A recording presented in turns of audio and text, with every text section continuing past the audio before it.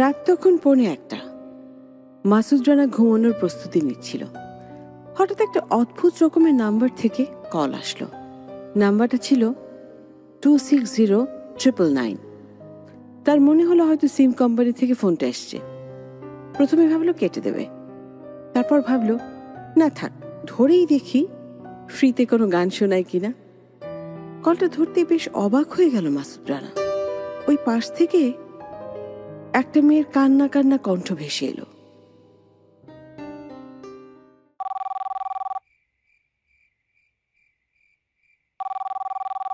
Hello, আমি কি মাসুদ রানার সাথে কথা বলছি? হ্যাঁ বলুন, আপনি কে? আপনি আমায় চিনবেন না। আমার একটা সাহায্য চাই আপনার কাছ থেকে। এত রাতে কি সাহায্য? সাহায্যটা কাল সকালে করলেও চলবে। আচ্ছা আগে বলুন তো কি সাহায্য। বলছি, হয়তো আপনি আমার কথা বিশ্বাস করবেন না বা ভাববেন মজা করছি। আমার নাম প্রিয়াঙ্কা আসাদ ঐশী। আমি পলাশনগরে থাকি। রোজ সকালে পাশের এলাকায় পড়াতে যাই। রোজকার মতো আজকে সকালেও টিউশনি শেষ করে বাড়িতে ফিরছিলাম। রাস্তাটা বেশ ফাঁকা ছিল।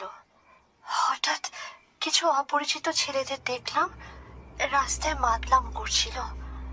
আমি তাদের দেখে ভয় পেয়ে যাই। আমি ভয়ে ভয়ে রাস্তা দিয়ে হেঁটে যাচ্ছিলাম। হঠাৎ তাদের মধ্যে থেকে একটা ছেলে আমার সামনে এসে দাঁড়ায়। আমি কিছু বলার আগেই ছেলেটা আমার মুখ চেপে ধরে। বাকি ছেলেগুলো আমাকে জোর করে ধরে একটা গাড়িতে তোলে। তারা আমার মুখ আমার ওড়না দিয়ে বেঁধে দেয়। আমি চাইলেও চিৎকার করতে পারছিলাম না। আমি নিজেও জানতাম না তারা আমাকে কোথায় আর কেন নিয়ে যাচ্ছে। কিছুক্ষণ পর তারা আমাকে গাড়ি থেকে নামিয়ে জোর করে একটা পুরাতন জমিদার বাড়িতে নিয়ে যায়। জমিদার বাড়িটা আমি আগে থেকে চিনতাম, তবে এর আগে কখনো এখানে আসা হয়নি। ওরা 6 জন ছিল। এতক্ষণে আমি বুঝতে পেরেছিলাম যে তারা আমাকে কেন ধরে এনেছে। তারা আমাকে একটা ঘরের ভেতর নিয়ে যায় এবং নরপশুর মতো আমার উপর ঝাঁপিয়ে পড়ে এবং একের পর এক আমাকে ধর্ষণ করতে থাকে। এক পর্যায়ে আমি যখন একজনকে ধাক্কা দিয়ে দৌড়ে পালিয়ে যাওয়ার চেষ্টা করি, তখন তাদের মধ্যে একজন একটা ছুরি এনে আমার গলায় চালিয়ে দেয়। আমি সাথে সাথে মাটিতে লুটিয়ে পড়ে যাই এবং কিছুক্ষণ পর মারা যাই। এরপর তারা আমার লাশটাকে জমিদার বাড়ির পাশেই একটা ঝোপে ফেলে চলে যায়। কি বললেন? আপনি মারা গেছেন আর আপনার লাশ ঝোপে ফেলে গেছে তারা? এত রাত্রে আপনি কল দিয়ে আমার সাথে মজা করছেন? আপনি যদি মারা গিয়ে থাকেন তাহলে আমার সাথে কথা বলছেন কিভাবে? সেটা আমি আপনাকে পরে বলবো। প্লিজ আপনি আমাকে সাহায্য করুন। আমার লাশটা ঝোপে পড়ে রয়েছে।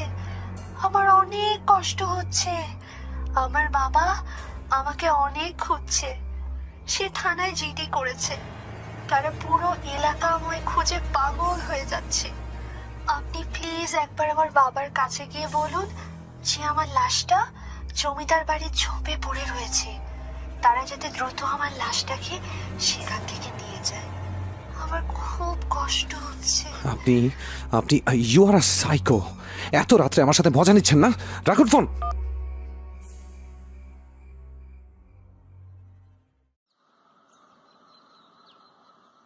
কি হলো? কয়টা বাজে দেখছো? এই উঠো। উঠছি তো। কাল অনেক রাতে দেখলাম কার সাথে যেন কথা বলছো। কে? আরে রং নাম্বার।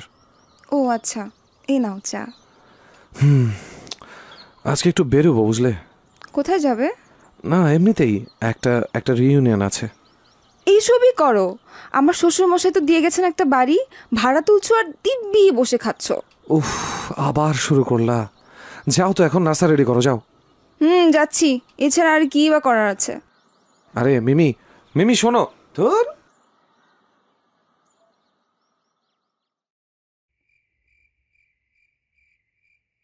কি সমস্যা আপনার? আজকে আবার কল দিয়েছেন কেন আপনি? আপনাকে না বললাম আমাকে একটু সাহায্য করতে? আপনি আজকে দিনে আমার বাবার কাছে কেন যাননি? আর আমার কথা কেন বলেননি? জানেন, আজ আমি মারা গেছি 2 দিন হয়ে গেল। 2 দিন ঝোপটাতে কত কষ্টে পড়ে আছি। আমার বাবাও আমাকে খুঁজতে খুঁজতে অসুস্থ হয়ে পড়েছে। প্লিজ একবার অন্তত আমার বাবার কাছে গিয়ে সব কথাটাকে খুলে বলুন। আপনি এত মানুষ থাকতে আমার সাথে কেন মজা নিচ্ছেন? Y me? প্লিজ এসব বন্ধ করুন। দেখুন, আমি মজা করছি না। আপনি অন্তত একবার আমার বাড়িতে গিয়ে দেখুন, সব বুঝতে পারবেন। আমার বাড়ি আপনার বাড়ি থেকে খুব একটা দূরে না। পলাশনগরের 123 নম্বর বাড়িটাই আমার। প্লিজ একটু সাহায্য করুন। মাসুদ কলটা কেটে দিল। মেয়েটার কথাগুলো বিশ্বাস করার মতো না, কিন্তু মেয়েটা এমনভাবে কথাগুলো বলছিল যেন মনে হলো মেয়েটা মিথ্যা কথা বলছে না। মাসুদ বুঝতে পারছিল না যে তার কি করা উচিত।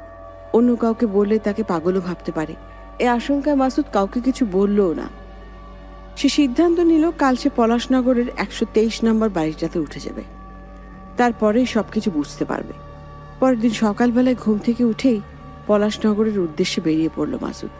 পলাশনগরে পৌঁছানোর পর সেখানকার মানুষদের কাছে ঠিকানা জেনে ঠিক 123 নম্বর বাড়িটার সামনে গেল। বাড়িতে পৌঁছেই দেখে বাড়িটাতে বেশ ভিড়। এরপর একজন লোকের কাছে ভিড়ের কারণ জানতে চায়।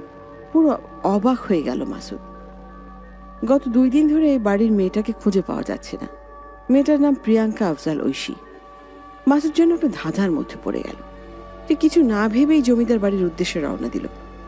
বেশ কিছুক্ষণ পর সে পুরনো জমিদার বাড়ির নির্জন একটা জায়গায় মেয়েটার কথা মতো বাড়িটার পাশে একটা ঝোপ দেখতে পেল। ঝোপটা দেখি ভয়ে ভয়ে ধীরে ধীরে ঝোপটার দিকে এগোতে লাগলো মাসুদ। এরপর ঝোপটার দিকে তাকিয়ে যা দেখলো তাতে মাসুদের সারা শরীর হিম হয়ে এলো। ঝোপে একটা মেয়ের অর্ধনগ্ন লাশ পড়ে আছে। লাশটা থেকে বেশ দুর্গন্ধ বের হচ্ছে।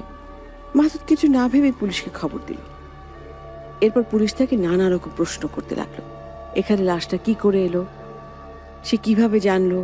সে বলল এদিক দিয়ে হাঁটতে হাঁটতে দুর্গন্ধ পেয়ে সে লাশটাকে আবিষ্কার করে।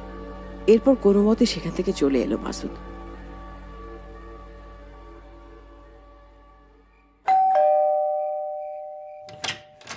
কি ব্যাপার, এতক্ষণে ফেরার কথা মনে পড়লো? এক গ্লাস পানি দাও তো। কি ব্যাপার, তোমাকে এমন দেখাচ্ছে কেন? না কিছু না, আমি একটু ঘুমাবো, আমার খুব ক্লান্ত লাগছে। এই নাও পানি। কি হয়েছে বলবে তো? এমন চুপচাপ বসে আছো, এক চুমুকে সব পানি খেয়ে ফেললে। কিছু হয়েছে? আরে বললাম তো কিছু হয়নি। শরীর খারাপ করেনি তো? আমি ঘুমাবো। আচ্ছা আচ্ছা ঠিক আছে, তুমি ঘুমাও, আমি লাইট নিভিয়ে দিচ্ছি।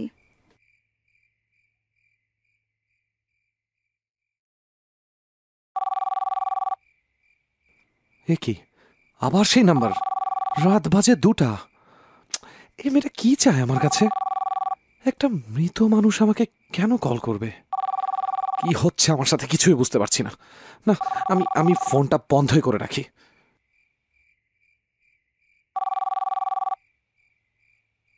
হোয়াট? বন্ধ ফোনের রিং বাজছে। হ্যালো, আপনি যে সাহায্য চেয়েছিলেন সেটা আমি করেছি। তারা আপনার লাশটা পেয়েছে। আবার কেন কল দিয়েছেন আমাকে? হ্যাঁ, এর জন্য আপনাকে অনেক ধন্যবাদ, কিন্তু আপনার কাজ এখনো শেষ হয়নি। আমার আরেকটা সাহায্য চাই। দেখুন, দয়া করে আমাকে আর কিছু করতে বলবেন না। আমি নিজেই বুঝতে পারছি না যে আমার সাথে এসব কি হচ্ছে। আপনি আমাকে পাগল বানিয়ে ফেলছেন। আপনি আমাকে আর কল দেবেন না প্লিজ। আপনি ছাড়া আর কেউ আমাকে সাহায্য করতে পারবে না। প্লিজ না করবেন না। আচ্ছা, আপনি তো সরাসরি আপনার বাবার কাছে সাহায্য নিতে পারেন। আর সত্যি আমি আপনাকে চিনি না। আপনি আমাকে কি করে চেনেন? বিশ্বাস করুন, এর আগে আপনাকে আমি কখনোই দেখিনি। আপনি কেন শুধু আমাকেই কল দিচ্ছেন? এর উত্তর আপনাকে আমি পরে দেব। পরে দেবেন মানে? আর কত পরে? যেদিন আপনার সাথে আমি দেখা করব সেদিন আপনাকে সব বলবো। দেখা করব মানে কি? আপনি তো মৃত। তাহলে আমার সাথে দেখা করবেন কিভাবে? যেভাবে আমি মৃত্যুর পরেও আপনার সাথে কথা বলি সেভাবেই দেখা করব। আপনার সাথে দেখা করার কোনো ইচ্ছে আমার নেই। কিন্তু আপনি যদি আমাকে সাহায্য না করেন তাহলে তো আমাকে আপনার সামনে আসতেই হবে। আচ্ছা, শেষবারের মতন সাহায্য করছি, বলুন কিভাবে সাহায্য করতে পারি আপনাকে, কিন্তু এরপর আপনি আমাকে আর কল দেবেন না। শেষবার না, এরপরেও আপনি আমাকে সাহায্য করবেন, না হলে আমি আপনার সামনে আসতে বাধ্য হব। এবং আমি যদি আপনার সামনে আসি তাহলে আপনার এবং আপনার স্ত্রীর জন্য সেটা ভালো হবে না। দেখুন প্লিজ এইভাবে কথা বলবেন না। আচ্ছা আচ্ছা বলুন আমি আপনার জন্য কি করতে পারি। আপনি এখন পলাশনগরে আমার বাড়িতে যাবেন। সেখানে আমার বাবা একা রয়েছে। আমার লাশ পাওয়ার পর থেকে বাবা একটানা কান্না করছে, আর বাবা অনেকক্ষণ কান্না করার কারণে তার শ্বাসকষ্ট শুরু হয়ে গেছে। এখন দ্রুত তাকে হাসপাতালে না নিয়ে গেলে সে মারা যাবে। আপনি দ্রুত সেখানে যান এবং আমার বাবাকে হাসপাতালে ভর্তি করানোর ব্যবস্থা করুন। না না, কিন্তু এত রাতে আমি আপনার বাড়িতে যাব কিভাবে? প্লিজ এমন কাজ করতে বলবেন না প্লিজ। আমার বাবার কিছু হলে আপনার স্ত্রীকেও আমি শেষ করে দেব। আপনি যেভাবেই পারেন এখন পলাশনগরের 123 নম্বর বাড়িটাতে যান।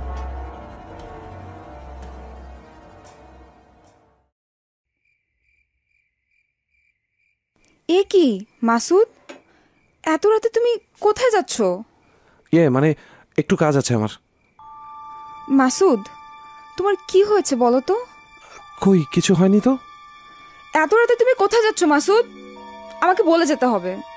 আমি চলে আসবো একটু পরেই। তুমি বলবে না কোথায় যাচ্ছ? হাসপাতালে যাচ্ছি। হাসপাতালে? হাসপাতালে কেন? কি হয়েছে? একজন অসুস্থ, আমাকে একটু যেতে হবে। কে অসুস্থ? কোথায় যাচ্ছ তুমি? কোন হাসপাতালে? আমি এসে সব বলবো। আরে মাসুদ, মাসুদ শোনো।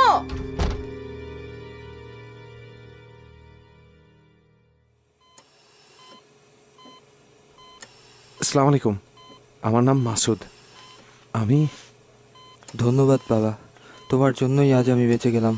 তুমি তো আমাকে হাসপাতালে আনার ব্যবস্থা করেছিলে। জি বাবা, তুমি কোথায় থাকো? আর আমি যে অসুস্থ হয়ে পড়েছিলাম সেটাই বা জানলে কিভাবে? না মানে আপনার মেয়ে আমাকে কল দিয়ে জানিয়েছে যে আপনি অসুস্থ। আমার মেয়ে মানে? তুমি মজা করছো? সে তো 3 দিন আগেই মারা গেছে। জি, আমি আপনার মেয়ের লাশের খবর প্রথমে দিয়েছিলাম। আপনার মেয়ে মারা যাওয়ার পরেই আমাকে কল দিয়ে সব কথা বলেছিল। তাকে কারা কিভাবে হত্যা করে সেটা সেই আমাকে কল দিয়ে বলেছিল।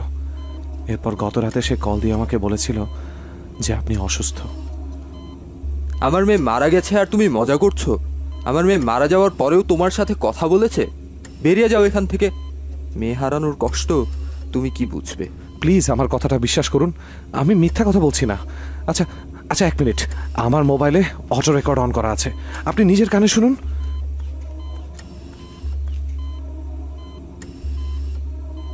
কি হলো? কোথায় তোমার রেকর্ডিং? দেখুন এই কয় মাসের সবগুলো রেকর্ডই আছে, শুধু ওই রেকর্ডগুলোই নেই। আর কল লিস্টে ওই নাম্বারটাও নেই। আমি কিছুই বুঝতে পারছি না।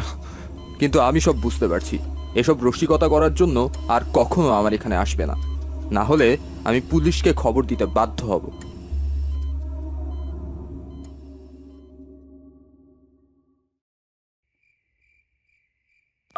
হ্যালো হ্যালো মিমি, হ্যাঁ বলো। তুমি কোথায়? বাড়িতে তালা দেয়া, আমি এসে দেখছি তুমি নেই। এটা হওয়াটা তো খুবই স্বাভাবিক।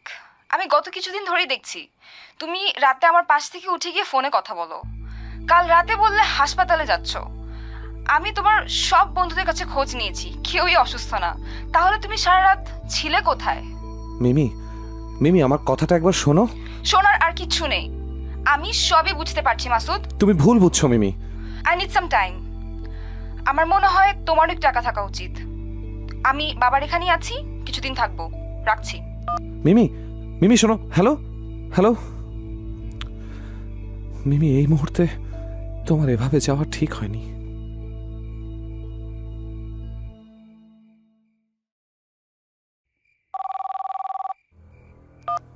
হ্যালো, আপনি আবার ফোন করেছেন? কেন করেছেন? আমার বাবা মারা গেছে। আমি আপনার বাড়ির বাহিরে দাঁড়িয়ে আছি। আপনি দয়া করে একটু বাইরে আসুন। মানে মানে কি? বাইরে আসবো কেন? হ্যালো হ্যালো,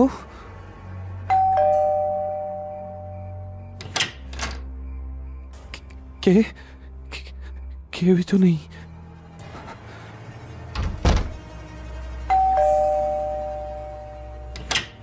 কে কে কলিং বেল বাজালো? প্রিয়াঙ্কা, আপনি কি এখানে আছেন? হ্যাঁ মাসুদ, আমি এখানেই আছি। তবে আমি মৃত আত্মা, তাই আপনি আমায় দেখতে পারবেন না। কিন্তু আপনি এত রাতে আমার বাড়িতে আসলেন কেন? ফোনেই তো কথা বলতে পারতেন। আর আপনার বাবা মারা গেল কিভাবে? আমার হঠাৎ মৃত্যু বাবা কিছুতেই সহ্য করতে পারেনি। আপনি তাকে হাসপাতালে দেখে আসার পরেই বাবা কিছুটা সুস্থতা বোধ করে এবং বাড়িতে চলে আসে। এরপরে তিনি আবার আমার কথা ভেবে কাঁদতে থাকে এবং এক পর্যায়ে হার্ট অ্যাটাক করে মারা যায়। কি বলছেন? এর জন্য আপনি এখানে এসেছেন? আমাকে কি আপনার বাবার দাফনে সাহায্য করতে হবে? মানে প্রতিবেশীদের এই কথাটা জানাতে হবে যে আপনার বাবা মারা গেছেন? না, আমার আত্মীয় স্বজনরা এর মধ্যেই চলে এসেছে। আমার অন্য আরেকটা সাহায্য চাই। অন্য সাহায্য? আচ্ছা, এর আগে আপনি আমার ঘরে আসুন। এখন তো প্রায় রাত 2টা বাজে।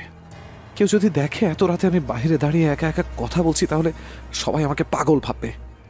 আপনার ঘরে আমি যেতে পারবো না। আপনার ঘরে পবিত্র গ্রন্থ রয়েছে, আর আমি এক অভিশপ্ত আত্মা। তাই চাইলেও আমি আপনার ঘরে প্রবেশ করতে পারবো না। আপনাকে আগে সেটা সরাতে হবে। এটা আমি কিছুতেই সরাতে পারবো না। ঠিক আছে, তাহলে ছাদে আসুন। এত রাতে ছাদে? ভয়ের কোনো কারণ নেই। আমি আপনার কোনো ক্ষতি করব না। আচ্ছা ঠিক আছে, চলুন। প্রিয়াঙ্কা, আপনি এসেছেন? হ্যাঁ, আমি এখানেই আছি। কি যেন সাহায্যের কথা বলেছিলেন? হ্যাঁ, একমাত্র আপনি আমায় সাহায্য করতে পারেন। আমাকে এই সব কিছুর প্রতিশোধ নিতে হবে। আপনি আমায় সাহায্য করবেন? প্রতিশোধ? কিসের প্রতিশোধ? যারা আমাকে হত্যা করেছে, আমি তাদের খুঁজে বের করে তাদের রক্তে স্নান করতে চাই। তাদের শাস্তি একদিন ঠিকই হবে। আপনি আপনি মৃত। এখন আপনার এপার দুনিয়ার মায়া কাটিয়ে ওপার দুনিয়ায় চলে যাওয়া উচিত। হ্যাঁ, আমি অবশ্যই যাব। তবে এর আগে ওই নরপশুদের হত্যা করে যাব। আপনি বলুন, আমার কি অপরাধ ছিল? তারা আমাকে কেন হত্যা করেছে? শুধু লালসার জন্য? আমার জন্মের পরই আমার মা মারা যায়, তাই সবাই আমাকে অপয়া বলতো। কিন্তু আমার বাবা নিজের থেকে আমাকে বেশি ভালোবাসতো। তার স্বপ্ন ছিল আমাকে ডাক্তার বানাবে। তাই শত অভাবের মাঝেও বাবা আমার লেখাপড়া কখনো বন্ধ হতে দেয়নি। আমি এবার এইচএসসি পরীক্ষা দিতাম, একটা সরকারি মেডিকেলে ভর্তি হওয়ার প্রস্তুতি নিচ্ছিলাম। কিন্তু হঠাৎ আমার জীবনটা পুরো বদলে দিল এই নরপশুগুলো। কি দোষ ছিল আমার? কি দোষ ছিল আমার বাবার? আমরা তো সুখেই ছিলাম, কিন্তু কেন আমার সাথে তারা এমন করলো? আমাকে তাদের খুন করে প্রতিশোধ তো নিতেই হবে। দেখুন, আপনি যা খুশি তাই করুন, কিন্তু কিন্তু আমাকে এর মধ্যে টানছেন কেন? আর আপনি আমাকে কি করে চেনেন সেটা তো আগে বলবেন। সেটা বলার সময় এখনো হয়নি। আপাতত আপনি আমাকে সাহায্য করুন। আমি আপনাকে আর কোনো সাহায্য করতে পারবো না।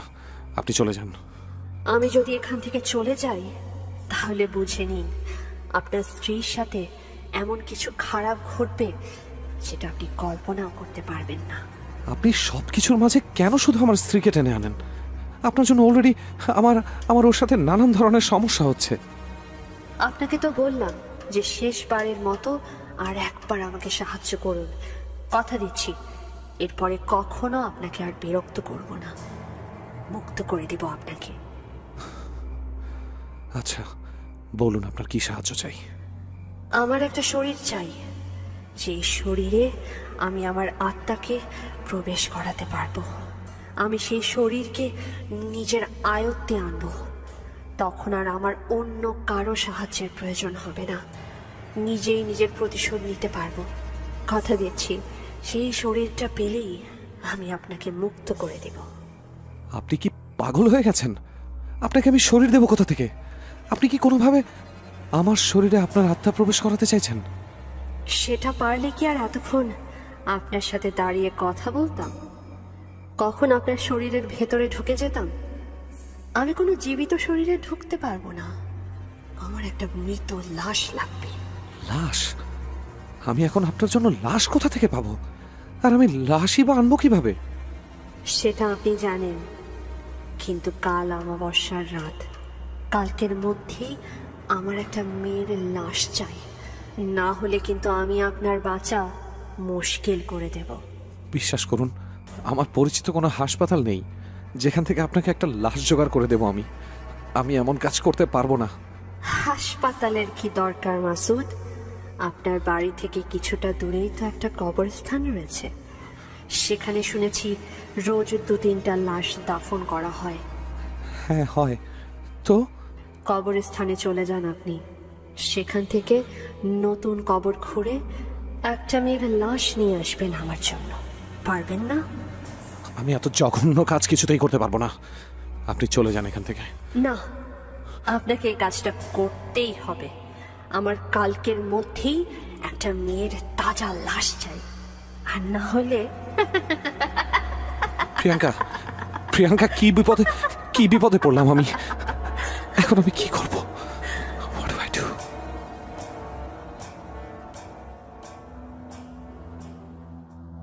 মাসুদ কিছুই বুঝে উঠতে পারছিল না যে সে কি করবে। পুরো বাড়িতে সে একা। বিছানায় শুয়ে শুয়ে সে অনুভব করতে পারছিল কেউ একজন তার আশেপাশে হাঁটাহাঁটি করছে। গত কিছুদিন ধরে তার সাথে কেন এসব হচ্ছে তা যেন কিছুতে বুঝতে পারছে না সে। আর এসব ভাবতে ভাবতেই একসময় ঘুমিয়ে পড়ল সে। এরপর স্বপ্নে দেখল একটা কোদাল হাতে নিয়ে সে বাড়ির পাশে সে কবরস্থানের দিকে হেঁটে যাচ্ছিল। এরপর হঠাৎ একটা নতুন কবরের সামনে এসে দাঁড়ালো। কবরটা কোদাল দিয়ে খুঁড়তে লাগলো। কবরটা খোঁড়ার পর একটা কাফনে মোড়া লাশ দেখতে পেল। আর লাশের মুখটা থেকে কাফনের কাপড়টা সরালো লাশের মুখটা দেখার জন্য। আর ঠিক তখনই দেখলো একটা অচেনা মেয়ের লাশ। এটা মেয়েটা বড় বড় চোখ করে তার দিকে তাকিয়ে আছে আর ভয়ঙ্কর ভাবে হেসে চলেছে। সে অনেক ভয় পেয়ে যায়। তারপর হঠাৎ কবরের উপর থেকে কতগুলো টুপি পরা লোক কবরের ভেতরে তার উপরে মাটি ফেলছিল। এরপর সে কবর থেকে উঠে আসার চেষ্টা করে, কিন্তু মেয়েটার লাশ শক্ত করে তাকে জড়িয়ে ধরে রাখে। এরপরে সে চিৎকার করতে থাকে, কেউ আমাকে বাঁচাও, কেউ আছো। এরপরেই তার ঘুমটা ভেঙে যায়। মাঝরাতে বাড়িতে একা ছিল। একে বিদ্যুৎ ছিল না, আর তার উপর আবার বাইরে টানা বৃষ্টি আর বজ্রপাত হচ্ছিল। ভয়ে মাসুদের হাত পা ঠান্ডা হয়ে গিয়েছিল। সে কাঁথার ভেতর মাথা ঢুকিয়ে তার যত দোয়া দরুদ জানা ছিল সব এক এক করে পড়তে থাকলো। নিজের অজান্তেই কখন যেন ঘুমিয়ে পড়েছিল সে। ঘুম ভাঙল মিমির ডাকে। মিমির ডাক শুনে একটু স্বস্তি অনুভব করলো। এরপর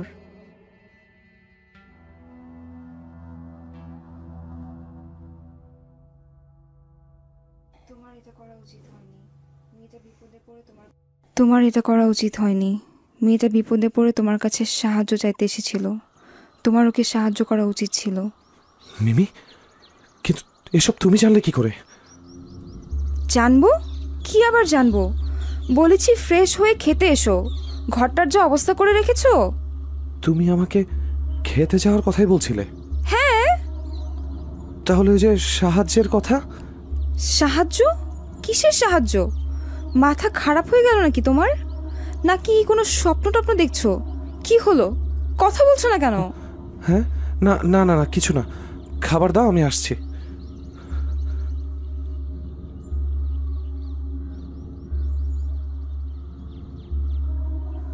এবার তোমার রাগ এত তাড়াতাড়ি ভাঙলো যে? কেন? আমি আসতে খুব বিরক্ত হলে মনে হয়? আমি কি তাই বলেছি নাকি? সময় থাকতে ভালো হয়ে যাও। এবার গেলে কিন্তু আর আসবো না। আমি কি করলাম? মিমি, তুমি এমনিতেই ভুল বুঝছো। তুমি যেমন ভাবছো তেমন কিছুই না। না হলেই ভালো। আচ্ছা শোনো, আমি একটু বেরোচ্ছি। তামিমের সাথে একটু দেখা করে আসি। তাড়াতাড়ি এসো।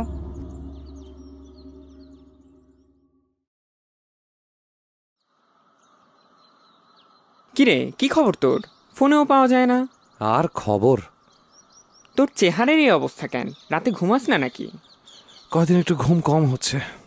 শুনলাম ভাবি নাকি রাগ করে বাপের বাড়ি চলে গেছিল, সেই জন্যে ঘুম হয় না নাকি? আরে ধুর, এমন কিছুই না। চল তো চা খেয়ে আসি। চল চল। কিরে, এত মানুষ কেন কবরস্থানে? কেউ মারা টারা গেছে নাকি? হ্যাঁ, কেন তুই জানিস না? না, কে মারা গেছে? গতকাল রাতেই একটা মেয়ে আত্মহত্যা করে মারা গিয়েছে। মেয়েটার বাবা মা আমাদের পাশের ফ্ল্যাটেই থাকতো। মেয়েটা তাদের সাথে এখানে থাকতো না, ঢাকায় থেকে লেখাপড়া করতো একটা বিশ্ববিদ্যালয়ে, সেখানেই থাকতো। হঠাৎ তার পরিবারের লোকদের সাথে তার ঝগড়া নাকি হয়েছিল। এরপর সে ঢাকাতেই তার রুমে গলায় দড়ি দিয়ে আত্মহত্যা করে। আজ সকালে লাশটা এখানে আনা হয়েছে, আর এখন দাফন দেওয়া হচ্ছে। ও আচ্ছা আচ্ছা, আমি কি মেয়েটাকে চিনতাম? মনে হয় না, কারণ মেয়েটা খুব একটা এখানে থাকতো না। কয়েক মাস পরে পরে একদিন আসতো আর সেই দিনই চলে যেত। আচ্ছা দাঁড়া, মেয়েটার ছবি আমার মোবাইলে আছে, তোকে দেখাচ্ছি। থাক, মৃত মানুষের ছবি দেখলে রাতে ঘুম হবে না। শালা ভিতর ডিম একটা। আমি কি তোরে লাশের ছবি দেখাবো? আমার সাথে মেয়েটার ফেসবুকে অ্যাড ছিল, সেখান থেকেই ছবি নামালাম। আচ্ছা দে দেখি।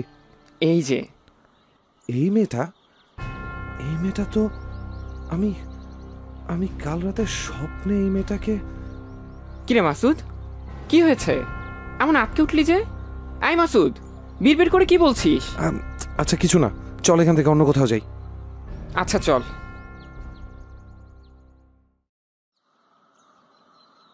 মামা, চা দাও দুটা। কিরে, কি ভাবছিস এত? মেয়েটাকে তোর অবশ্যই সাহায্য করা উচিত ছিল। তোর এখনো সময় আছে, মেয়েটাকে সাহায্য কর, না হলে পরে বিপদে পড়ে যাবি। তামিম, তুই সব জানিস? জানি, কি জানি? এই যে বললি সাহায্য করা উচিত ছিল। সাহায্য? কিসের সাহায্য? বললাম চায়ের সাথে আর কিছু খাবি কিনা। ও ও তুই বলিসনি? আচ্ছা তোর কি হয়েছে বলতো? আজ এত অস্বাভাবিক ব্যবহার করছিস কেন? না কিছু না রে, আজ ভালো লাগছে না। তুই থাক, আমি বাড়িতে গেলাম।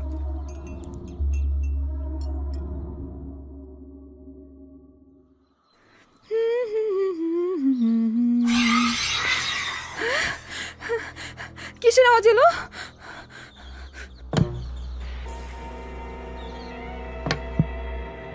এ কি, টিভি একাই কেন অন অফ হচ্ছে?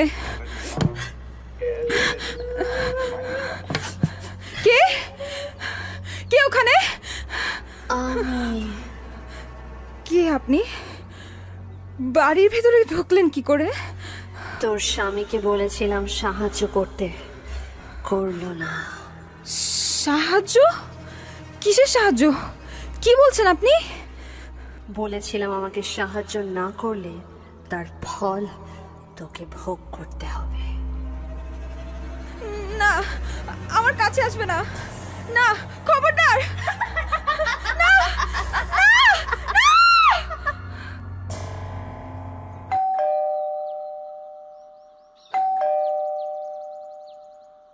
কি ব্যাপার, দরজা খুলছে না কেন?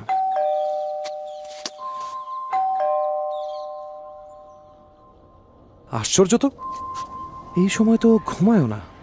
আচ্ছা আমি একটা কল দিয়ে দেখি।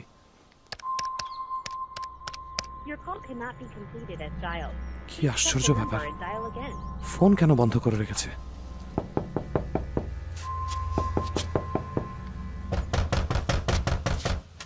আরে দরজা তো ভেতর থেকে আটকানোই ছিল না। মিমি, এই মিমি, মিমি, এটা কি কি হয়েছে তোমার? মিমি, এই মিমি, কথা বলছো না কেন? কথা বলো মিমি।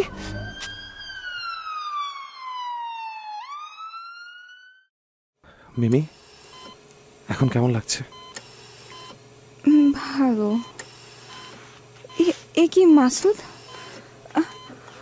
আমি আমার হাত নাড়াতে পারছি না কেন? কি হয়েছে আমার মাসুদ? তুমি একটু শান্ত হও, সব ঠিক হয়ে যাবে। আমার কি হয়েছে সেটা আমি জানতে চাই, বলো মাসুদ। তোমার তোমার লেফট হ্যান্ড প্যারালাইজড হয়ে গেছে। এসব কি বলছো তুমি? প্যারালাইজড? তুমি টেনশন করো না মিমি, ডাক্তার বলেছে একটু সময় লাগবে, কিন্তু সব ঠিক হয়ে যাবে। ওই মেয়েটা কে মাসুদ? তোমার কাছে কিসের সাহায্য চেয়েছিল? না, আমি আবার ভুল শুনছি। আমি ভুল শুনছি। মাসুদ, আমি তোমাকে কিছু জিজ্ঞেস করছি। কি জিজ্ঞেস করেছো আমাকে? আমি জিজ্ঞেস করেছি ওই মেয়েটাকে কিসের সাহায্য চেয়েছিল তোমার কাছে? তুমি সত্যি সব জেনে গেছো? হ্যাঁ, সে আমাদের বাসায় এসেছিল। আমার এই অবস্থার জন্য সে দায়ী। এসব তুমি কি বলছো মিমি? হ্যাঁ। তুমি থাকো, আমি আসছি। মাসুদ, মাসুদ শোনো।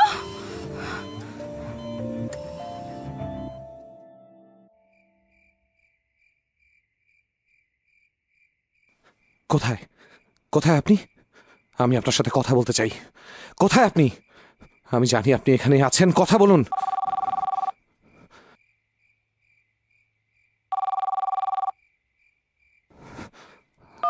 হ্যালো,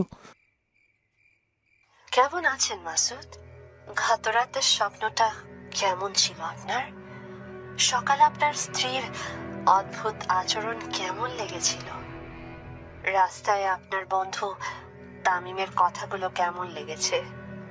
আর মিমিকে প্যারালাইজড অবস্থায় হাসপাতালে রেখে আসতেই বা কেমন লেগেছে? অনেক ভালো, তাই না? আমি জানতাম এই সব কিছু আপনি করছেন। আমার স্ত্রী আপনার কি ক্ষতি করেছিল বলুন তো? ওর সাথে কেন এমন করলেন? আপনাকে তো আগেই বলেছি, শেষবারের মতো একটা উপকার করতে, না হলে আপনার স্ত্রীকে কবরস্থানে পাঠানোর দায়িত্ব আমার। কিন্তু কবর খুঁড়ে লাশ নিয়ে আসা আমার পক্ষে সম্ভব না। তাহলে আপনার স্ত্রীকেও বলে যান, তাকে প্যারালাইজড করেছে আমি। আমি চাইলেই তাকে অভিশপ্ত প্যারালাইজড জীবন থেকে মুক্তি দিতে পারি। কিন্তু এখন যদি আমি তাকে মেরে ফেলি, তাহলে তাকে ফিরিয়ে আনার উপায় আমারও জানা নেই। তখন কেঁদেও লাভ হবে না। না প্লিজ, আপনি এমনটা করবেন না। আপনি যা বলবেন আমি তাই করব, তবে প্লিজ আপনি ওর কোনো ক্ষতি করবেন না। তাহলে যান, আজ অমাবস্যার রাত। আজকের মধ্যেই আমার একটা তাজা মেয়ের লাশ লাগবে, তবে লাশটা যেন অক্ষত অবস্থায় থাকে। আপনি এখন কোদাল নিয়ে কবরস্থানে যাবেন এবং আজকে সকালে যে মেয়েটাকে কবর দেওয়া হয়েছে তার কবর খুঁড়ে লাশটা নিয়ে এসে আপনার বাড়ির ছাদের উপর রেখে চলে আসবেন। বাকি কাজটা আমার, কথা দিচ্ছি। এরপর আপনি মুক্ত, আপনার স্ত্রীও মুক্ত। কিন্তু কিন্তু কেউ যদি আমার দেখে ফেলে কবর খুঁড়তে বা লাশটা নিয়ে আসতে? কেউ দেখবে না, এর জন্যই তো আপনার স্ত্রীকে হাসপাতালে পাঠিয়ে দিয়েছি। আর এখন রাত প্রায় 1টা, তার উপর অমাবস্যার রাত, তাই বাহিরে মানুষের থাকার কথা না। আপনি দ্রুত বেরিয়ে পড়ুন, আমি আপনার বাড়ির ছাদে অপেক্ষা করছি। অমাবস্যার রাত, তাই চারদিকে অন্ধকার, আর কোথাও কোনো মানুষও দেখা যাচ্ছে না। মাসুদ সাহস করে এক নতুন কবরটার কাছে গেল। এরপর কবরটা খুঁড়তে লাগলো। তবে মনে যে কতটা ভয় কাজ করছিল তা শুধু মাসুদই জানে। কবর খোঁড়ার পর মাসুদ লাশের উপরে বাঁশ আর মাটি সরালো। পাটি তুলতেই কাফন পরা লাশটা দেখা গেল। অনেক ভয়ে ভয়ে লাশটার চেহারা দেখার জন্য লাশের মুখের কাপড়টা সরাচ্ছিল মাসুদ, আর মনে করছিল গত রাতের স্বপ্নের কথা। যদি সেরকম ভয়ঙ্কর কিছু ঘটে, লাশটার মুখের কাপড়টা সরাতেই দেখা গেল ঠিক সেই রকম লাশটাই যেটা মাসুদ গতকাল রাত্রে স্বপ্নে দেখেছিল। তবে বাস্তবে মেয়েটার লাশ মাসুদের দিকে তাকিয়ে হাসছিল না, মৃত লাশের মতোই পড়েছিল। তাই ভয়ের মাঝেও কিছুটা স্বস্তি পেল মাসুদ। কিন্তু মধ্যরাতে একটা লাশের সাথে কবরের ভেতর দাঁড়িয়ে আছে ভাবতেই গাটা শিউরে উঠল। আমাকে দ্রুত বাড়িতে ফিরতে হবে বলে মাসুদ কিছুটা সাহস নিয়ে কাফনের কাপড় সহ লাশটাকে কাঁধে তুলল বাড়িতে নিয়ে যাওয়ার জন্য। ঠিক হঠাৎ তখনই একটা লাইটের আলো এসে মাসুদের মুখের উপর পড়ল এবং ভেসে আসলো দূর থেকে একটা লোকের আওয়াজ। লোকটার কথা শুনে মাসুদ কবরের ভেতর থেকেই ভয় আঁতকে উঠল। এত রাতে তো কারো এখানে আসবার কথা নয়, তাহলে কি কেউ মাসুদকে কবর খুঁড়তে দেখে ফেলেছে? ভয়ে মাসুদ লাশটা কবরে রেখেই কবরের উপরে চলে আসে। কে কে এখানে? কে আপনি? এত রাতে কি করছেন কবরস্থানে? আপনি কবরের ভেতরে কেন?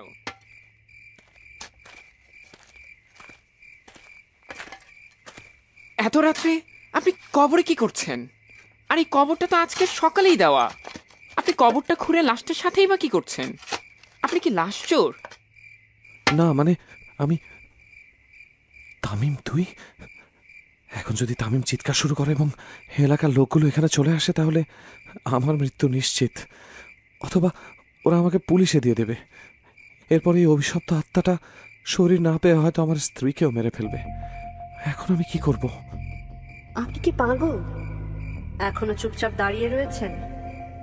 লোকটা অন্য কাউকে ডাকার আগে আপনি লোকটাকে চুপ করিয়ে দিন। আপনার হাতের কোদালটা দিয়ে লোকটার মাথায় জোরে আঘাত করুন।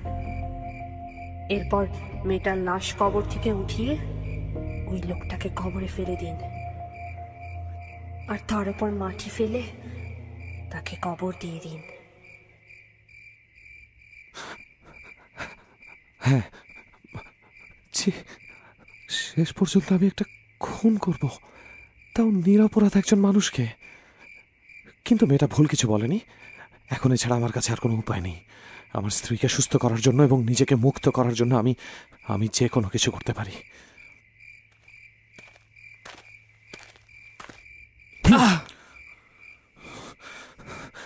তাড়াতাড়ি ওকে কবরে পুঁতে ফেলে এখান থেকে চলে যেতে হবে অন্য কেউ দেখার আগেই।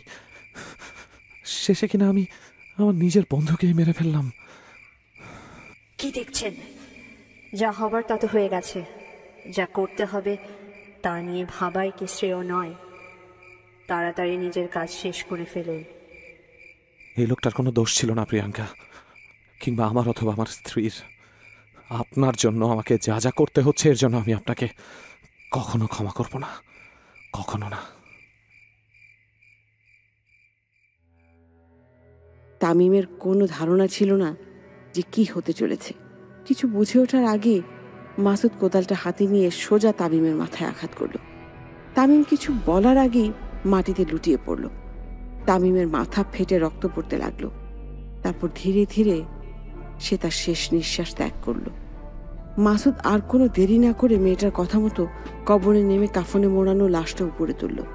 এরপর তামিমের কাছে ক্ষমা চেয়ে তার লাশটা উঁচু করে কবরে ফেলে দিল। এরপর বাঁশ মাটি সব কবরে ফেলে দিল। এরপর উপর থেকে মাটি ফেলতে লাগলো। কাজটা করতে মাসুদের অনেক খারাপ লাগলেও কিছুই করার ছিল না। এরপর ভয়ে ভয়ে মেয়েটার লাশ কাঁধে নিয়ে কবরস্থান থেকে বেরিয়ে এক দৌড়ে বাড়িতে চলে আসলো মাসুদ। এবার মনে হয় ভাগ্য কিছুটা ভালো ছিল, তাই পুরো রাস্তায় লাশটা আনতে কেউ মাসুদকে দেখেনি। অনেক কষ্টে লাশটাকে ছাদে নিয়ে গেল মাসুদ। আর তারপর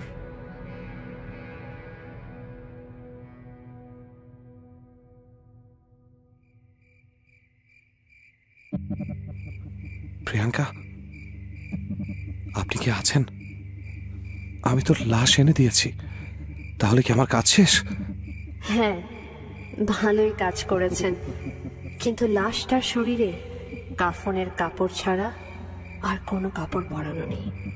তাই আপনি আপনার স্ত্রীর একটা শাড়ি নিয়ে আসুন, এরপর আপনার কাজ শেষ।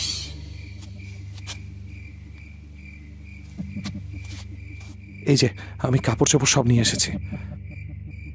কাপড়টা লাশটার উপর রেখে আপনি ছাদ থেকে চলে যান। আপনি মুক্ত। এবার আমি মেয়েটার লাশের ভেতর প্রবেশ করব। এরপর আমি আমার নিজের কাজ নিজেই করতে পারবো।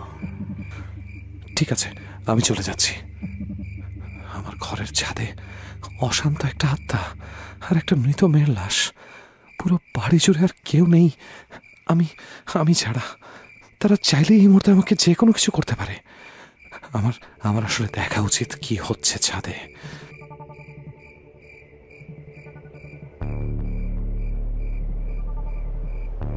আরে, কাপড়ের নিচে লাশটা ধীরে ধীরে নাড়াচাড়া করছে কিভাবে? আমার আনা কাপড় চোপড়ি বা গেল কোথায়?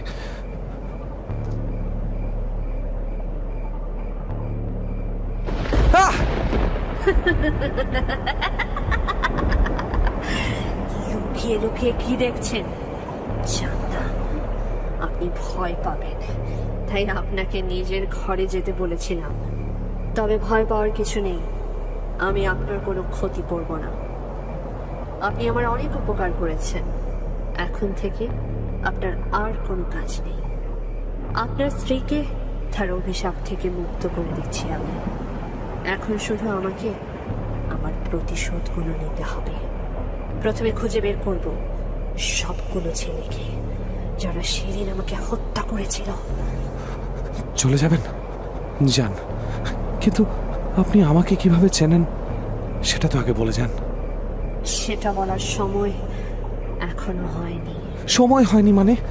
আপনি তো আমাকে মুক্ত করে দিলেন, তার মানে তো আমাদের আর দেখা হবে না। সেটা নিয়তিই বলবে। কোথায় যাচ্ছেন আপনি? থামুন, থামুন বলছি, এভাবে চলে যাবেন না, থামুন।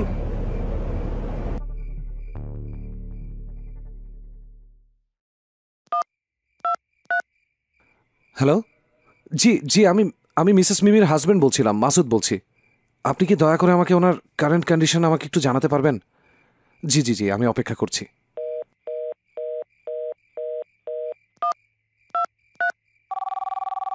জি হ্যাঁ, বলুন। আচ্ছা আচ্ছা, অনেক ধন্যবাদ আপনাকে। আমি কি তাহলে সকালবেলায় ওকে ডিসচার্জ করে আনতে পারবো? আচ্ছা ঠিক আছে, ঠিক আছে, ধন্যবাদ।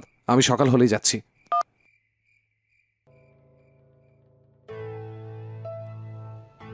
এরপর 1 মাস কেটে গেল। মাসুদের জীবনটা আবার আগের মতো স্বাভাবিক হয়ে গেল। মাঝরাতে বা যে কোনো সময়ে সেই মেয়েটার নাম্বার 260999 থেকে কল আসা বন্ধ হয়ে গেল। স্বাভাবিক জীবনে ফিরে এসেছিল ঠিকই, তবে ভয়ঙ্কর অতীতকে কিছুতেই ভুলতে পারছিল না সে। এরপরে গ্রামে তামিমের খোঁজার খবর গ্রাম শুদ্ধ মানুষের মুখে মুখে চলতে থাকে।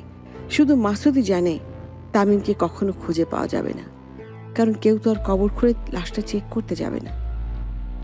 কিন্তু বনের বাগে না খেলেও মনের বাগে খায়, তাই মাসুদের মন থেকে কিছুতেই ভয়টা যাচ্ছিল না। তারপর একদিন হঠাৎই অতীত সামনে চলে আসে।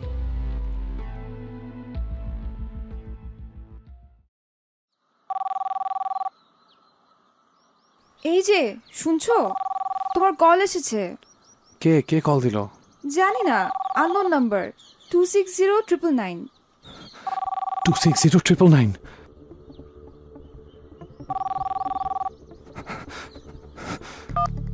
হ্যালো হ্যালো মাসুদ, কেমন আছেন?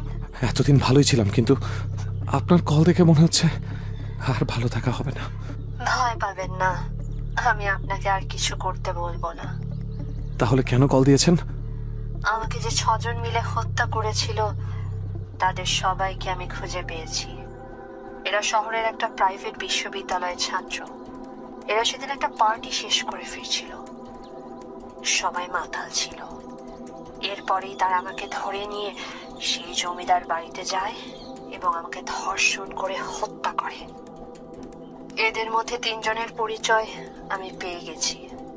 একজনের নাম রনি, সে ব্যবসায়ী আলী আমজাদ খানের ছেলে। আরেকজনের নাম আবির, সে ডাক্তার লিটন মাহমুদের ছেলে। আর আরেকজনের নাম ফাহিম, সে একজন প্রভাষকের ছেলে। অনেক কষ্টে আমি তাদেরকে খুঁজে পেয়েছি। এখন প্রতিশোধ নেওয়ার পালা। একের পর এক এই ছেলেগুলোকে খুন করেই তৃপ্তি পাবো আমি। কিন্তু এসব কথা আপনি আমাকে কেন বলছেন? আপনি তো বলেছিলেন যে আমায় মুক্তি দিয়ে দিয়েছেন, তাহলে আবার কেন কল করেছেন আমাকে? আর বিরক্ত করবেন না প্লিজ। কি করব বলুন, কথা যে রাখতে পারলাম না। এই পৃথিবীতে একমাত্র আপনার সাথেই তো আমি মন খুলে কথা বলতে পারি, আর কারো সাথে তো আমি যোগাযোগ করতে পারিনি। কিন্তু আপনার সাথে কথা বলতে আমার অনেক ভয় করে, কারণ আপনি তো অনেকদিন আগেই মারা গিয়েছেন। তাই? কিন্তু আমার আত্মার তো এখনো মৃত্যু হয়নি। আপনি জানেন এই নতুন শরীর পাওয়ার পর থেকে কত কষ্টের সম্মুখীন হতে হয়েছে আমাকে। কত কষ্টে লুকিয়ে লুকিয়ে তাদের ঠিকানা বের করেছি। এখন শুধু রাতের অপেক্ষায়। রাতে কি করবেন আপনি? আজ রাতই তাদের জীবনের শেষ রাত। আজকের রাতেই তাদের আমি খুন করব। আচ্ছা, মানুষের রক্ত, হৃৎপিণ্ড আর কলিজা খেতে কেমন হয়? কি বলছেন এসব? ভাবছি ছেলেগুলোকে খুন করার পর তাদের শরীরের এই অংশগুলো খেয়ে দেখব যে চাঁদ কেমন? দেখুন, আপনার এসব পৈশাচিক কথা শোনার মতন ক্ষমতা আমার নেই। আপনার যা ইচ্ছা আপনি করুন।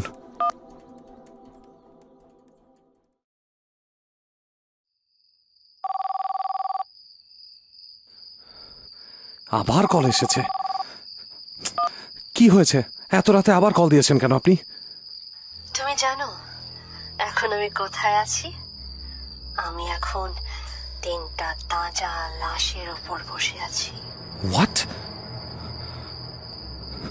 তোমাকে আজ দুপুরে যে 3টা ছেলের নাম বলেছিলাম, আজ তাদের একসাথে কিছুক্ষণ আগে রাস্তায় হাঁটতে দেখেছিলাম। আজও তারা নেশাগ্রস্ত অবস্থায় ছিল, তাই তাদের খুন করার পুরো নকশা করে ফেলি। এরপর আমি তাদের সামনে গিয়ে দাঁড়াই, এরপর কামুক দৃষ্টিতে তাদের দিকে তাকাই এবং পরে আবার রাস্তা দিয়ে হাঁটতে শুরু করি। ওরা বোকার মতো আমার পিছু পিছু আসছিল। আমি তো এটাই চেয়েছিলাম। এরপর আমি একটা ঝোপের ভেতরে ঢুকে লুকিয়ে পড়ি। ওরা আমাকে পাগলের মতো খুঁজতে থাকে চারিদিকে। এরপর আগে থেকে আনা ছুরিটা ঝোপ থেকে বের করলাম আমি, আর ছুরিটা হাতের পেছনে নিয়ে তাদের সামনে গিয়ে দাঁড়ালাম। ওরা মাতাল ছিল, তাই কিছু বুঝতে পারল না। তারা অবাক লোলুপ দৃষ্টিতে আমার দিকে তাকিয়েছিল। এরপর তারা কিছু বুঝে ওঠার আগেই ছুরিটা বের করে এক এক করে 3 জনের গলাতে চালিয়ে দিলাম এবং তারা মাটিতে লুকিয়ে পড়ল। তারপর এখন তাদের লাশ টেনে ঝোপের ভেতরে নিয়ে এসেছি, আর তাদের লাশের উপর বসে আছি। এত রাতে কি বলছো এসব? পাগল হলো নাকি? আমার আজ কেমন যেন একটা অন্যরকম তৃষ্ণা পাচ্ছে মাসুদ। আমার মনে হচ্ছে এই তৃষ্ণা একমাত্র মানুষের তাজা রক্তই মেটাতে পারবে। তাই আমি এখন তাদের লাশগুলো থেকে রক্ত খাচ্ছি, চুষে চুষে। রক্তের স্বাদ যেন অমৃত। মানুষের রক্তের স্বাদ যে এতটা ভালো হতে পারে আগে জানা ছিল না। এখন আমি ছুরি দিয়ে ওদের বুক চিরে ওদের কলিজা আর হৃৎপিণ্ড খাবো। তাজা মাংসের স্বাদই অন্যরকম হবে।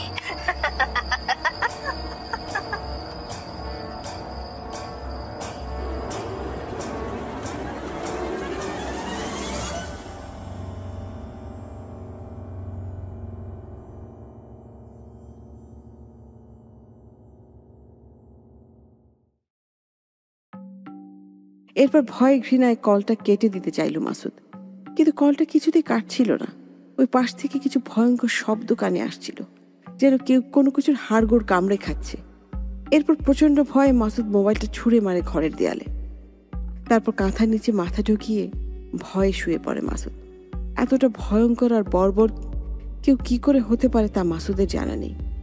একটা মানুষ যতই দোষী হোক না বা অপরাধী হোক না কেন, কিন্তু একজন মানুষ কি করে আরেকজন মানুষের রক্ত মাংস হাড় খেতে পারে তা মাসুদ কিছুতেই বুঝতে পারছে না। তাহলে কি মেয়েটা মাসুদের সাথে মজা করছে? কিন্তু এর আগে তো মেয়েটা কখনো এরকম করেনি। এই সব ভাবতে ভাবতে মাসুদ ঘুমিয়ে পড়ল।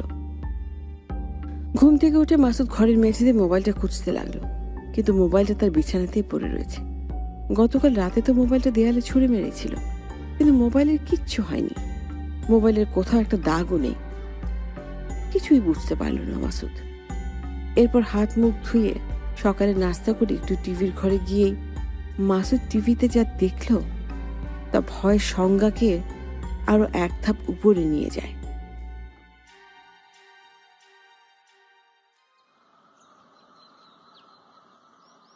আজ সকালে রাজধানীর পাশেই একটি ঝোপের কাছ থেকে 3টি ছেলের ক্ষতবিক্ষত ছিন্নভিন্ন লাশ পাওয়া গেছে। তাদের লাশের চেহারা দেখে মনে হচ্ছিল কোনো হিংস্র প্রাণী তাদের ছিঁড়ে খেয়েছে। এছাড়া তাদের পুরো শরীর রক্তশূন্য ছিল। কিন্তু শহরের ভেতর এরকম একটি ঘটনা কিভাবে ঘটলো তার উত্তর এখনো মিলেনি। যে 3 জন ছেলের লাশ পাওয়া গেছে তারা 3 জনই শহরের একটি নামকরা প্রাইভেট বিশ্ববিদ্যালয়ের ছাত্র ছিল। তাদের নাম হচ্ছে রনি, আবির ও ফাহিম। তাদের একজনের বাবা শহরের বিশিষ্ট ব্যবসায়ী, আরেকজনের বাবা ডাক্তার, এবং আরেকজনের বাবা প্রভাষক। বর্তমানে পুরো কেসের তদন্ত চলছে।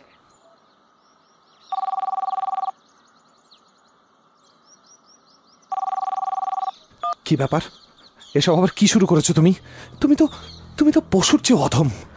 সবে তো 3 জনকে মারলাম, আরো 3 জন তো বাকি রয়ে গেল। আবার আর কাকে খুন করবে তুমি? বাকি 2 জনের ঠিকানাও পেয়ে গেছি আমি। এখন শুধু রাতের অপেক্ষা। তাদের মধ্যে একজন ব্যারিস্টার মাহমুদুলের ছেলে অয়ন, আর একজন পুলিশ অফিসার রাজীব রায়ের ছেলে অনিকেত রায়, আর অপর একজন যে তাকে তুমি খুব ভালো করেই চেনো। সে তোমার অনেক পরিচিত একজন মানুষ। মানে কি? আমার পরিচিত মানে? আমার পরিচিত কে? নাম কি তার? আমার পরিচিত কোনো মানুষ তো এই রকমের কাজ করতে পারে না। আর আর তুমি তাকে মারতেও পারো না? হ্যাঁ, হয়তো তাকে আমি মারতে পারি না, পারলে ভালো হতো।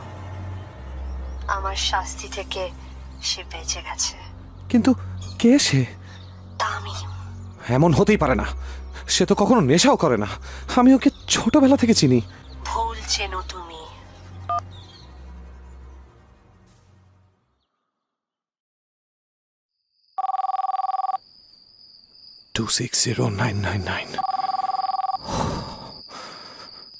হ্যালো, আবার কি চাই আপনার?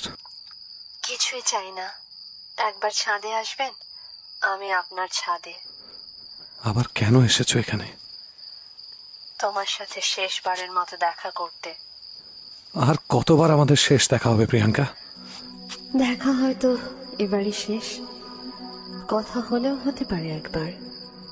বাহ, এখনো কাপড় পাল্টাওনি দেখছি। না, এটা আমি আমার কাছে রেখে দেব। ভালো, তা কি বলতে ডেকেছো বলো? তোমার প্রশ্নের উত্তর দিতে। কোন প্রশ্ন? একটা কথা যা তুমি বারবার জানতে চাও, সেটা বলার জন্য আজ এখানে এসেছি। কি কথা? আমি কিভাবে তোমায় চিনি, তোমার নাম্বার কোথায় পেলাম? ও হ্যাঁ, প্লিজ প্লিজ বলো। এটা জানার জন্যই আমি অপেক্ষায় ছিলাম। তুমি কি করে আমায় চেনো? শুধু আমি না, তুমিও আমায় চেনো।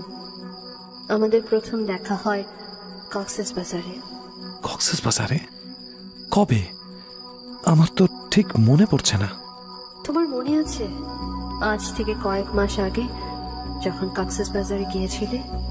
তখন একটা বোরখা পরা মেয়ে তার হোটেল হারিয়ে ফেলে, কিছুতেই খুঁজে পায় না। এরপর তুমি তাকে সাহায্য করেছিলে।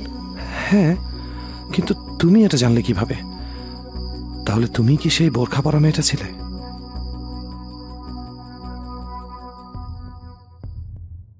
তাহলে এই মেয়ে কি মাসুদের সাথে পরিচিত হওয়া সেই মেয়েটি যার সাথে তার কক্সবাজারে পরিচয় হয়েছিল বেশ কয়েক মাস আগে? সেবার ছুটিতে কক্সবাজারে একদিন সমুদ্র সৈকতের পাশেই একটা জায়গাতে মাসুদ দাঁড়িয়েছিল একা। হঠাৎ কিছুটা দূরে একটা বোরখা পরা মেয়ের দিকে চোখ গেল তার। মেয়েটাকে দেখে কিছুটা অবাকই হয়েছিল মাসুদ। যেখানে সৈকতে সব মেয়েরা সেজেগুজে ছবি তোলা ব্যস্ত, সেখানে এই মেয়েটা এত গরমের মাঝেও বোরখা পরে একা চুপচাপ দাঁড়িয়ে রয়েছে। মেয়েটার চেহারা বোঝা যাচ্ছিল না, শুধু চোখগুলো দেখা যাচ্ছিল। মেয়েটার আশেপাশে কেউ ছিল না, হাতে শুধু একটা কাগজ ছিল। সেখানে শুধু একটা হোটেলের নাম আর রুম নাম্বার লেখা ছিল। মেয়েটা তার হোটেল হারিয়ে ফেলেছিল। মেয়েটার হোটেল মাসুদের হোটেলের পাশেই ছিল। তাই মাসুদ মেয়েটাকে হোটেলে দিয়ে আসে এবং পরদিন আবার মেয়েটার সাথে দেখা হয়ে যায় মাসুদের। মেয়েটার সাথে কথা বলে এবং 2-1 দিন ঘুরে মাসুদের অনেক পছন্দ হয়ে যায় মেয়েটাকে। এরপর মনের কথা খুলে বলার জন্য একটা কাগজে প্রথম দেখা থেকে এই পর্যন্ত মেয়েটার প্রতি ভালোবাসার প্রত্যেকটা কথা লিখে খামে বন্দি করে মাসুদ। লেখার শেষে নিজের মোবাইল নাম্বারটি লিখে দেয়। এরপর বিকেলে খামটা মেয়েটার হাতে দিয়ে চলে আসে। আর যদি উত্তরটা হ্যাঁ হয় তাহলে এই নাম্বারে একটা কল দিতে বলে। কিন্তু তবে কোনো কল আসেনি মাসুদের কাছে। পরদিন পুরো সৈকত খুঁজে মেয়েটাকে খুঁজে না পেয়ে বাধ্য হয়ে তার হোটেলে গিয়ে জানতে পারে যে মেয়েটা নাকি তার বাড়িতে চলে গেছে।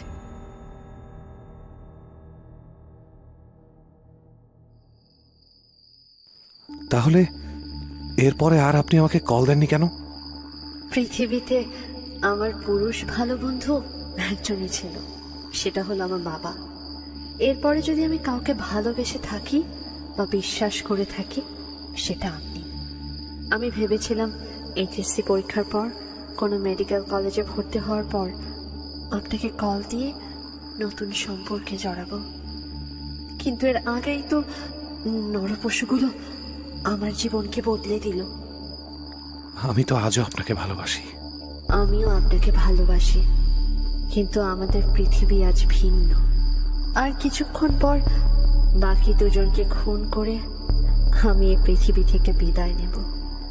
বাকি দুজনকে তুমি কোথায় পাবে? পাবো, কালই তাদের আমি একসাথে পেয়ে যাব, আর কালই হবে পৃথিবীতে তাদের আর আমার শেষ রাত। কিন্তু তুমি তো চাইলে থেকে যেতে পারো, আছোই তো। না, চাইলেই সবকিছু পাওয়া যায় না। মানুষের যেমন সীমা থাকে তেমনি আমাদেরও সীমা আছে। আমার কাজ শেষ হবার পর তোমাদের এই পৃথিবী আমাকে আর জায়গা দেবে না। তোমার স্ত্রী ওপরে আসছে, আমি তাহলে যাই। ভালো থেকো। না, যেও না, আমি আরো কিছুক্ষণ তোমার সাথে কথা বলতে চাই। যেও না, থামো প্রিয়াঙ্কা, থামো। কি হলো? কাকে থামতে বলছো তুমি? কেউ একজন, তুমি চিনবে না। চিনবো না মানে কি? আর এই এত রাতে ছাদে তুমি কাকে থাকার কথা বলছো? আর থাকলেই বা সে কোথায়? হাওয়া তো আর হয়ে যাবে না? হাওয়াই হয়ে গেছে মিমি। হাওয়া হয়ে গেছে মানে কি? তুমি সব কি বলছো পাগলের মতো? সময় হলে সব জানতে পারবে। এখন চলো, ক্ষুধা পেয়েছে, অনেক ক্ষুধা।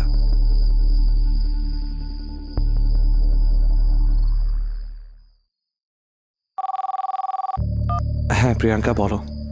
বাহ, এখন মহাশয়ের গলায় আর ভয়ই দেখা যাচ্ছে না দেখি। কাকে ভয় পাবো? তোমাকে। তোমাকে ভয় পেলে সাহস পাবো কার কাছ থেকে? এই পৃথিবীতে আমার কাজ শেষ মাসুদ। আমার অস্তিত্ব এখানে আর কিছুক্ষণের জন্য। এত তাড়াতাড়ি শেষ হয়ে গেল? হ্যাঁ, ওরা দুজন এসেছিল আজ কক্সবাজারে ঘুরতে। সৈকতে বসে তারা মদ খাচ্ছিল। জানো মাসুদ, আমি আজ ওদের ঠিক সেই জায়গায় খুন করেছি যেখানে আমাদের দেখা হয়েছিল। মেরে ফেলার আগে আমি আজ ওদের সাথে অনেক গল্প করি। তোমার কথা বলি, ওরা আজও আমার কষ্ট বুঝলো না। আজও নিজেদের স্বার্থে নিজেদের জীবন ভিক্ষা চাইল আর কোকাচ্ছিল। আমাদের গল্পে তাদের কোনো ইন্টারেস্ট ছিল না। তাদের আমি একটু একটু করে যন্ত্রণা দিয়ে মেরে ফেলি। আমার সময় শেষ মাসুদ, আমি যাই। আজীবনের জন্য মুক্ত করে দিলাম আজ তোমাকে।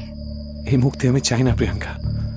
তোমার সাথে আমার অনেক কথা আছে। তুমি একবার আমার কাছে এসো, যেও না। Hello hello hello Priyanka, hello. কে ছিল ফোনে মাসুদ? আজ মিথ্যে বলো না, আমি তোমাদের সব কথা শুনে ফেলেছি।